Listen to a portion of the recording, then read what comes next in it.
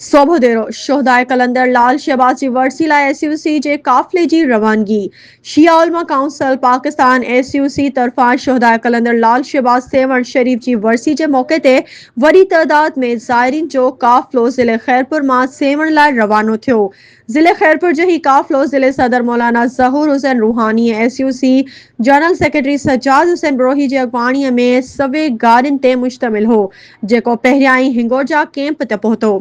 हुन मौके ते SUC सोबोदेरो जे सदर ज़वार मुरीद हुसैन लाड़क ऐं संदसि काबीना, जिन में ज़वार महबूब अली सेतो, बाबर अली मंगी, पीर बख्श लाड़क, ज़ैन अब्बास लाड़क समेत तालके जे 25 यूनिटनि जा उहिदेदार शामिल हुआ, जिन हिंगोरजा कैंप ते काफ़िले जो शानदार इस्तक़बाल कयो।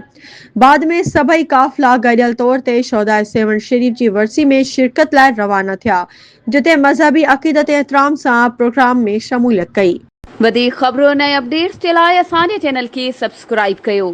ऐं हा, बेल आइकन खे प्रेस करणु न विसारिजो त जीअं असांजी हर नई अचण वारी वीडियो तव्हां ताईं पहुची